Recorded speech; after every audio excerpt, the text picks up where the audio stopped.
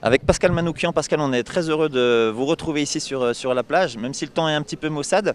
Vous nous avez fait en fait le bonheur de nous recevoir en fait pour le premier numéro de Arcachon Passion.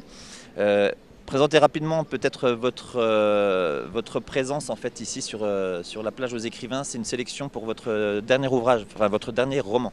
C'est ça, c'est mon deuxième roman. C'est un roman qui s'appelle « Ce que tient ta main droite t'appartient ». C'est un roman sur l'embrigadement, donc qui parle de la machine à embrigader de Daesh à travers une histoire fiction, romanesque, voilà, qui raconte l'embrigadement d'un jeune Français chez Daesh. Là, vous découvrez est-ce que vous découvrez en fait le rendez-vous, la plage aux écrivains? Vous en aviez lu quelques articles, peut-être une petite revue de presse. En fait, quelle est l'ambiance? Comment vous vous sentez ici? Alors moi, je savais que ça existait. Je n'avais encore jamais été invité. Puis c'est la première année où je suis invité. Ça tombe bien parce que c'est l'année où j'emménage ici, à la Teste, pour une partie de l'année, donc dans quelques semaines. Moi, j'adore l'endroit. Et puis je trouve que c'est vraiment intéressant. C'est ce que disait le maire. C'est pas la quantité, c'est la qualité.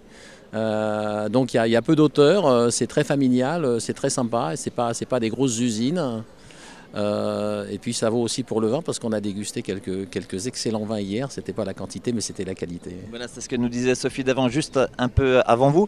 Et puis avant on avait échangé avec Jean-Louis Debré qui lui nous parlait en fait du côté intimiste en fait justement de ce rendez-vous entre les écrivains, les auteurs et puis vos lecteurs, vos futurs lecteurs. C'est ça que vous retrouvez en fait cette proximité en fait. Oui, puis c'est rare d'avoir un salon qui s'ouvre comme ça sur la plage, c'est-à-dire avec il suffit d'ouvrir quand il fait beau, je suppose le barnum. Et puis on est directement sur la plage.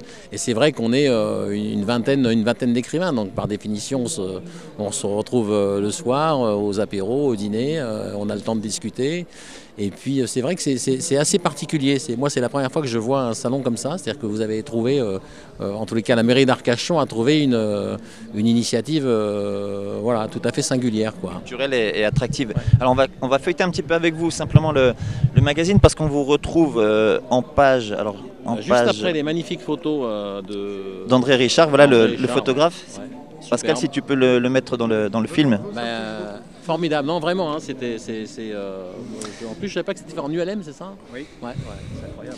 Alors voilà, page 16-17, donc nous on a eu voilà, une rencontre très intense parce que dans la durée on manquait un petit peu de temps.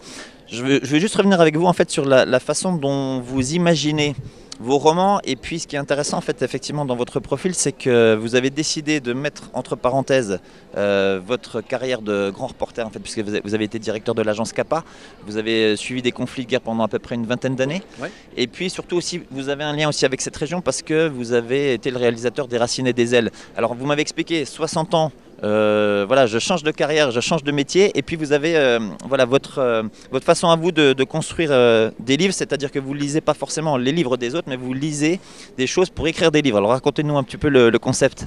Non, c'est moi j'ai couvert les conflits une vingtaine d'années, j'ai dirigé une grosse agence de presse, donc ma réalité, ça a longtemps été la réalité justement, et j'ai trouvé que la réalité dépassait rarement la fiction. Et puis je m'étais promis à 60 ans de changer de métier pour me remettre un peu en question, pour me remettre un peu en danger. Donc je connaissais parfaitement le milieu du journalisme, j'ignorais le milieu de l'édition. J'ai commencé par un premier roman, j'ai eu la chance qu'il marche bien. Et donc bien évidemment mes romans s'inspirent de mon expérience journalistique. Le premier c'était sur les migrants, le deuxième c'est sur l'embrigadement et le troisième c'est sur cette notion de déclassement, les gens qui ont peur de ne plus pouvoir garder le même niveau de vie. Donc ce sont des romans qui sont documentés de ma propre expérience. Après ça, c'est vrai que je m'aperçois, puisque je croise des auteurs, je suis un auteur qui lit peu. Et je lis peu, alors j'ai l'habitude, c'est une boutade, mais quand j'étais adolescent et que je lisais, j'avais tendance à tomber dans les livres. C'est-à-dire que j'ai lu Colorado Saga de James A. Michener qui parle de la conquête des États-Unis. Du coup, vous êtes parti 2 ans. Et je suis parti 2 ans aux États-Unis. Ensuite, j'ai lu un livre de Virgile Georgiou sur l'islam et je suis parti 6 mois en Afghanistan. Donc, le danger, il est là finalement. En fait, c'est-à-dire qu'il ne faut pas trop lire parce que sinon, en fait, vous n'allez pas profiter de votre pied-à-terre à la thèse de bûche. Oui, c'est-à-dire que voilà, il y a des gens qui lisent. Moi, je tombe dans les livres. Donc voilà, maintenant, j'essaye de faire tomber les gens dans les miens, quoi. Voilà. Et un petit mot, vous parliez en fait du danger en fait à se lancer en fait dans une carrière en fait ou dans une reconversion en fait d'écrivain. Est-ce qu'on a le sentiment aussi de se dire ben voilà, il faut trouver le scénario, la première page en fait. Vous m'avez expliqué que aussi c'est votre dame hein, qui est votre première lectrice, c'est ça? Oui, c'est-à-dire que ma femme, elle, moi j'étais journaliste de conflit, ma femme était journaliste culturelle. Donc on avait cet énorme débat sur est-ce que la fiction dépasse la réalité. Et j'ai longtemps soutenu que la réalité était plus forte que la fiction. Et puis j'étais obligé d'avouer, depuis que je suis passé au roman, que finalement c'est beaucoup plus fort. C'est-à-dire que je vois bien que les gens sont beaucoup plus touchés par les histoires que j'invente que par les histoires que je vivais. Donc j'essaye de mettre des vrais bouts, comme dans le chocolat, d'actualité dans mes romans. Pour emporter les gens, puisque moi j'écris à 60 ans, donc je veux écrire sur des choses importantes. Donc voilà, j'essaye de choisir mes thèmes pour essayer que ça apporte un peu à la réflexion, tout en gardant le côté romanesque. Hein. Écoutez Pascal, on vous remercie une nouvelle fois de nous avoir accordé quelques minutes. On vous souhaite bienvenue en fait sur le bassin. Voilà, le bassin d'Arcachon, à travers Arcachon Passion. Nous, ce qu'on propose, en fait, c'est une balade un peu intemporelle.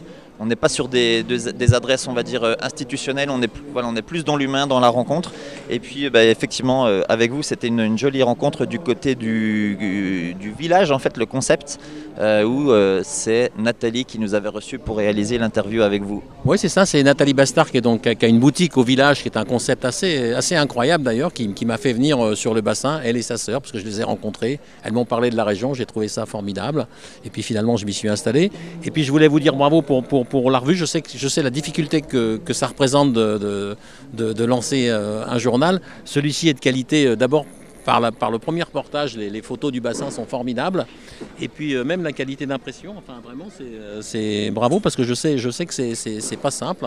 Et bonne chance à vous, vous me croiserez sur le bassin de toute manière, maintenant c'est fait. Et là je crois qu'il y a André qui va vous glisser sa carte de visite parce que si jamais vous avez besoin de faire ou un vol du LM ou des photos pour votre prochain roman, si le bassin vous inspire, André Richard, Pascal Manoukian, bienvenue sur le bassin. Je suis partant pour un petit vol ULM et puis peut-être je me remettrai à la photo, je ne sais pas. Il faudra attendre l'été prochain. Bien sûr.